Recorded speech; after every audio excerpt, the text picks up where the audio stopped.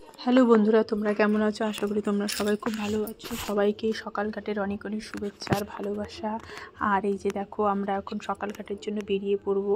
যারা যারা ছট পুজো করছো তারা সবাই রেডি হয়ে গেছো আমার মতন, আমি জানি।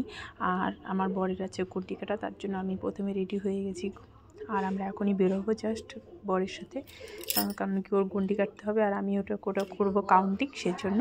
আর এই যে আমার মেয়ে যে ঘুমিয়ে আছে, যাকে রেখে আমি যেতে পারছি না আর তাকে নিয়েও আমি যেতে পারবো না, তার জন্য কী করবো বুঝতে পারছি না। তার জন্য আমি একটু তোমাদের সাথে কথা বলে নিলাম।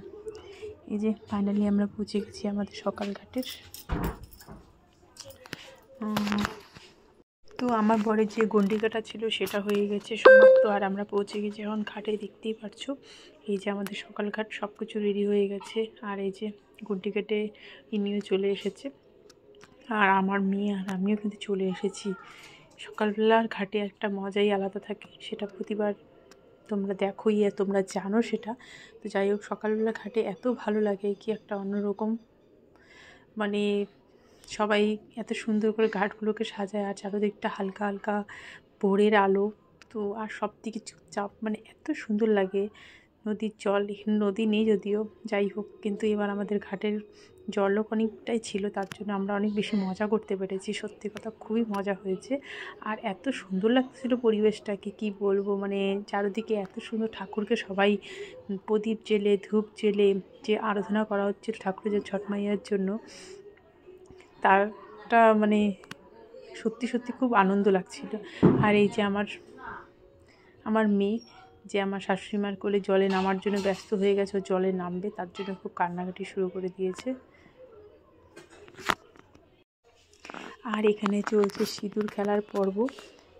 সিঁদুর দান করা হচ্ছে, একে অপরকে সিঁদুর পরানো হচ্ছে। সত্যি চারিদিকটার পরিবেশটা এতটা সুন্দর ছিল, কি বলবো, দারুণ লাগছিল। সবাইকে খুব ভালো লাগছিল, আমার নিজেকেও খুব মজা হচ্ছিল, আনন্দ হচ্ছিল যে পুজোটা এত সুন্দর লাগে, ছট পুজোটা এত সুন্দর হয় প্রতিবার। আর দেখতেও এত ভালো লাগে, কি বলবো। আমার বাবাও চলে এসেছিল। আর এই যে আমার ছোটো ননদ, সে পুজোর কাজে ব্যস্ত, পুজোর জিনিসপত্র দেওয়াতে ব্যস্ত।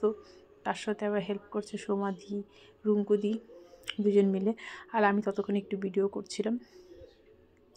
আর চারিদিকে আকাশটাও এত সুন্দর হয়ে গেছে, সবাই সূর্য ওঠার জন্য সবাই নদীতে নেমে ছট মাইয়ার জন্য সবাই আরাধনা করছে।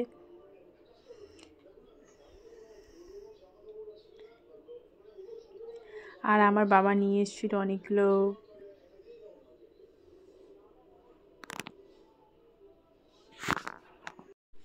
তোমরা দেখতেই পাচ্ছ ফানুস উড়ানো হচ্ছে, বাবা নিয়ে এসছে। এখন কি করব, তো আমরা ফানুস উড়াতে চলে এসেছি। ফানুসটা উঠছিল না ঠিক মতো করে, তার জন্য সবাই মিলে অনেক ট্রাই করছিলাম ফানুসটা উড়ানোর জন্য। শেষমেশ ফানুসটা উড়েছিল, শেষমেশরা উড়ে গেছিলো। এই যে শেষমেশ ফানুসটা উড়েছিল।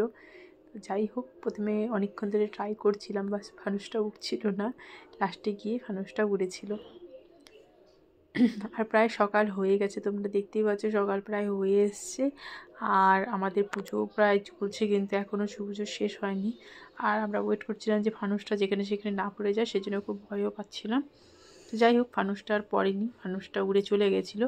আর এই যে সব শেষে, পুজোর শেষে একটা পালা থাকে, সেটা হলো নারকেল ছোড়াছুড়ি বা নারকেল নেওয়ার পালা। নারকেল জলে ছাড়ার পালা, নারকেল ঝগড়া করে নেওয়া, এটা একটা প্রথম থেকে এই রীতটা চলে এসছে, যেটা খুব মজার হয়। আমার তো দেখতে খুব ভালো লাগে। আমি কোনো সময় নারকেল ধরি না, শুনেছি বড়দের মুখে নাকি এই পুজোতে ছাড়া নারকেল নাকি কোনো সময় ধরতে হয় না, পুজোতে ছাড়া কোনো জিনিস ধরতে হয় না, তার জন্য কোনো দিন ধরিও নিয়ে আর ধরতে পারবো না। যাই হোক, কিন্তু দেখতে সত্যি দারুণ মজা লাগে, সে হেভি লাগে।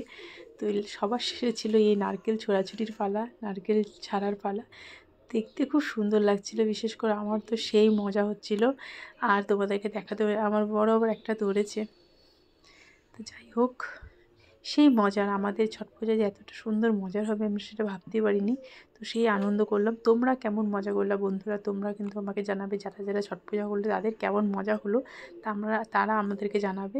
আর ভগবানের কাছে এটাই প্রার্থনা করব, ছট মা যেন সবাইকে ভালো রাখুক, সুস্থ রাখুক, আর প্রতি বছর বছর যাতে এইভাবে আমরা পুজো করতে পারি, আর তোমরাও যাতে প্রতি বছর বছর পুজো করতে পারো। ভগবান সবাইকে, ছট মাইয়া সবাইকে সুস্থ রাখুক, ভালো রাখুক। আর আমাদের ছট পূজা তোমাদের কেমন লাগলো, আর তোমাদের ছট পূজা কেমন হলো আমাকে কিন্তু এটা একদম জানাতে তোমরা ভুলবেন না। তো বন্ধুরা, সকাল হয়ে গেছে প্রায়, দেখতে পাচ্ছি আমার মেয়েও ঘুমিয়ে গেছে। আর এই যে আমাদের জিজাজি, যে আমার মেয়েকে ঘুম পাড়িয়ে দিয়েছে, তো আমি এখন মেয়েকে নিয়ে যাচ্ছি বাড়ি। সো বাবাই, ভালো থেকো।